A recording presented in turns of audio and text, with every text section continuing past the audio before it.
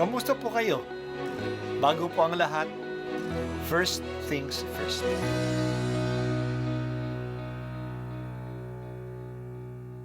Good morning po. Sinisimulan po natin ngayon ang first things first.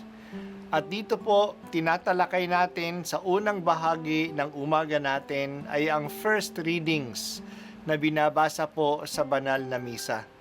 Ito pong tinatalakay natin kasi madalas po kasi marami na tayong alam tungkol sa gospel readings.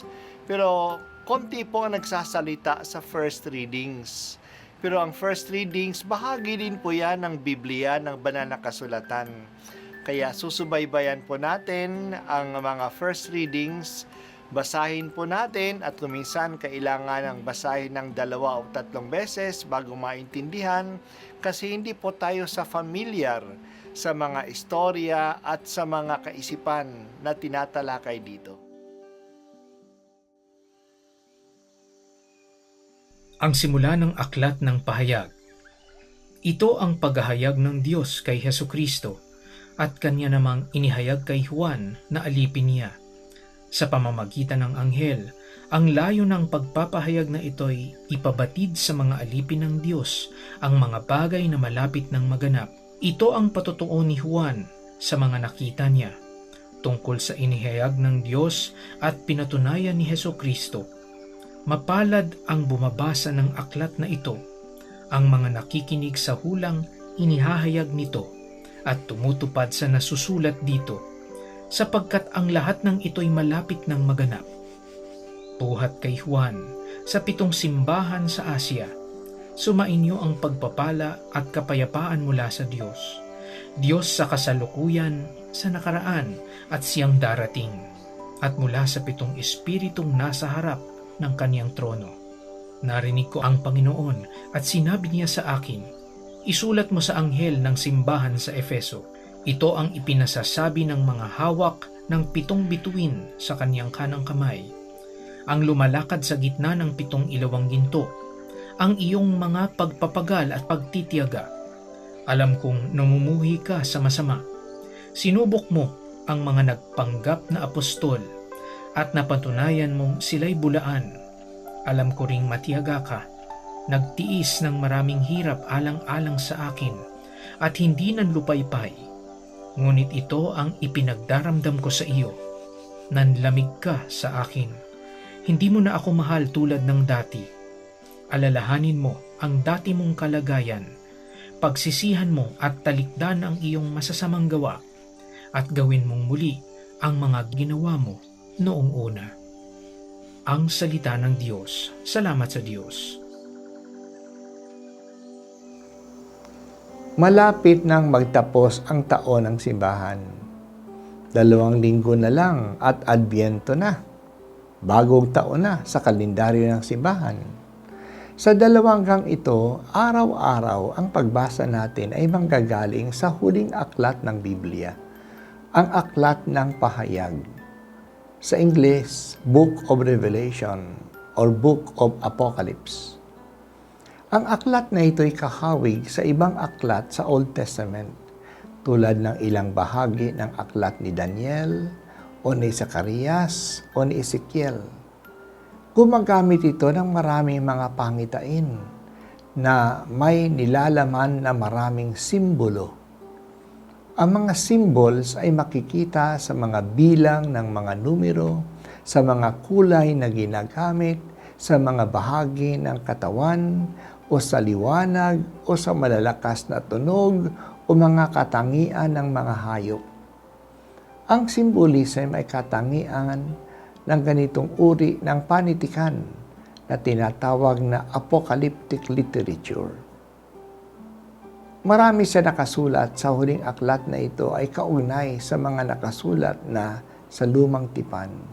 Kaya kung mahina ang ating kaalaman sa Lumang Tipan, hindi natin gaano maiintindihan ang tinutukoy nito.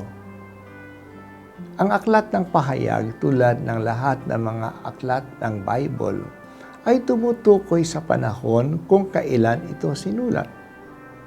Oo, may mga bagay na totoo din sa ating panahon, Pero ang unang tinutukoy dito ay ang panahon kung kailan ito sinulat.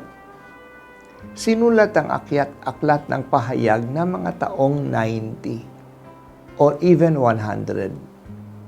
Noon, marami ang mga Kristiyano ang pinapatay ng mga Romans at patuloy ang pag-uusig at pagpapapatay ng mga Kristiyano. Sa aklat na ito, pinapalakas ang loob ng mga Kristiyano at binibigyan sila ng pag-asa. Ang mga persecutions na dinadanasan nila, na kanilang dinadaanan, ay hindi naman tatagal. Darating ang bagong mundo na gagawin ng Diyos. Ngayon pa lang, nagtatagumpay na si Jesus, ang kordero na pinatay noon, ngunit nakatayo pa rin ngayon. Ang aklat na ito ay sinulat ng isang taong si Juan ang pangalan. Siya ay isang Kristiyano na ipinatapon sa isla ng Patmos. At habang nandoon siya, nagkaroon siya ng mga pangitain. Ang mga pangitain ito ay ang laman ng ganitong aklat. Ang unang pangitain niya ay nakalagay sa mga liham na pinadala sa 7 simbahan. Ang mga simbahang ito ay matatagpuan sa Asia Minor na ngayon ay nasa bansang Turkey. Ang bilang na 7 ay nangangahulugan ng completeness. Kaya ang mga sulat sa 7 simbahan ay naglalarawan ng kabuuhang kalagayan ng buong simbahan at hindi lang ng mga simbahan na tinutukoy. Narinig natin ang kanyang liham sa simbahan sa Efeso. Alam ng Diyos ang kalagayan ng simbahang ito. Sinusubok ito ng mga nagpapanggap na mga apostol at bula ang mga propeta. Pero hindi nagpapadala ang mga taga-Efeso. Matyaga sila at matiisin sa gitna ng pagsubok. Namumuhi sila sa kasamaan. Mabuti, pero may pagkukulang din sila. Nanlalamig na rin ang pag-ibig nila kay Jesus. Hindi na gaanong kainit ang kanilang pagmamahal sa Kanya. Hindi tulad ng dati. Kaya winarningan silang magsisi at talikdan ang panlalamig nila. Balikan uli nila ang dati nilang pagmamahal kay Jesus. Hindi madaling maintindihan ang aklat ng pahayag dahil sa maraming symbols na ginagamit. So this is one of the most misunderstood book. Kaya dapat natin itong pag-aralan ng mabuti. Ang isang mali sa pagbabasa nito ay ang pag-iintindi na ito ay sinulat para sa ating panahon. Hindi. Sinulat ito sa panahon noon. Isa pang maling pag-unawa na ito'y sinulat para takutin o lituhin tayo. Mali. Ang Biblia ay sinulat para liwanagan tayo at bigyan tayo ng pag-asa sa pagmamahal sa Diyos. Ang mga nakakatakot na mga pangyayari ay mga background materials para ipaabot sa atin ang kabutihan ng Diyos na nagligtas sa atin sa mga nakakatakot na kalagayan. Mahalagang pansinin ang mensahe sa simbahan ng Efeso kasi baka ganito rin ang ating kalagayan. Oo, Kristiyano tayo.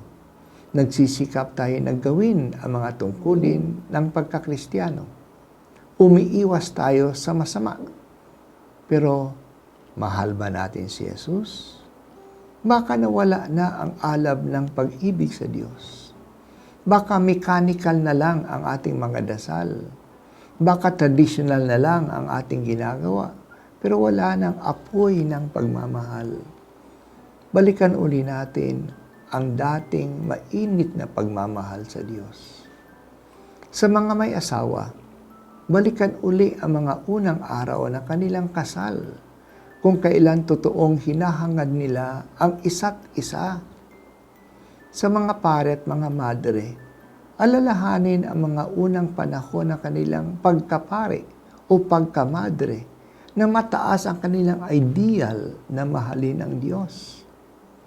Sa mga nagsiserve sa simbahan, balikan uli ang mga unang buwan ng kanilang pagsiserve, na excited sila na mag-serve.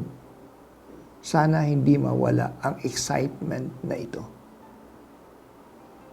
Panginoong Diyos, ibalik po ninyo sa akin ang unang sigla ng aking paglilingkod sa iyo.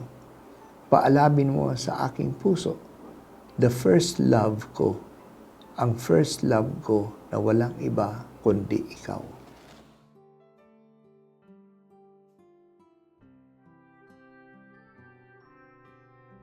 At ako po ay si Bishop Broderick Pabilio dito sa First Things First.